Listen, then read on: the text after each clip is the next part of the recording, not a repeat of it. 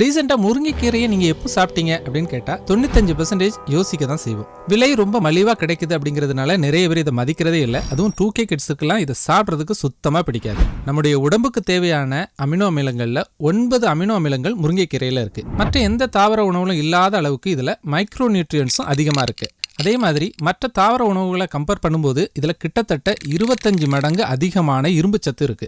இரும்புச்சத்து மாத்திரைகளை விட முருங்கைக்கீரையில இயற்கையாக அமைஞ்சிருக்கிற இரும்புச்சத்தை நம்ம உடம்பு ஈஸியா உட்கிரகிச்சுக்கும். ஒரு நாள் விட்டு ஒரு நாள் முருங்கைக்கீரையை உங்க உணவுல சேர்த்துட்டே வரும்போது இரத்த சோகை அப்படிங்கிற பிரச்சனையை எட்டி பார்க்காது. கால்சியம் நமக்கு தேவையான முக்கியமான தாதுக்கள்ல ஒண்ணு. நீங்க 100 மில்லி அளவுக்கு பால் குடிக்கும் போது கிட்டத்தட்ட 200 மில்லிகிராம் அளவுக்கு தான் கால்சியம் கிடைக்கும். ஆனா இதுவே 100 கிராம் முருங்கைக்கீரையை நீங்க உணவுல சேர்த்துக்கும் போது கிட்டத்தட்ட 314 மில்லிகிராம் கால்சியம் நமக்கு கிடைக்குது. அது மட்டும் இல்லாம நம்ம ரத்த அழுத்தத்தை கட்டுப்பாட்டுக்குள்ள வைக்க தேவையான பொட்டாசியம் சத்தையும் நமக்கு கொடுக்குது. முருங்கைக்கீரையில குறைந்த அளவு கலோரி இருக்கிறதுனால உடல் பருமன் அதிகமா இருக்கிறவங்களும் எடுத்துக்கலாம். அதே போல நீரிழிவு, இதய நோயாளிகள் மற்றும் மலச்சிக்கல் இருக்கிறவங்களும் தாராளமா சேர்த்துக்கலாம். முக்கியமா செரிமான கோளாறு இருக்கிறவங்களுக்கு இது மருந்தா பயன்படுது.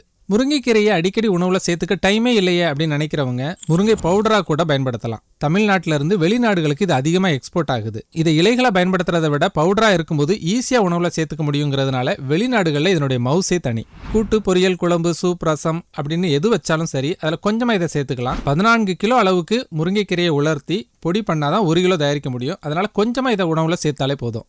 இந்த வீடியோ நிச்சயமா உங்களுக்கு யூஸ்ஃபுல்லா இருந்திருக்கும்னு நினைக்கிறேன். இன்னொரு அருமையான வீடியோவில் மீண்டும் உங்களை சந்திக்கிறேன். நன்றி.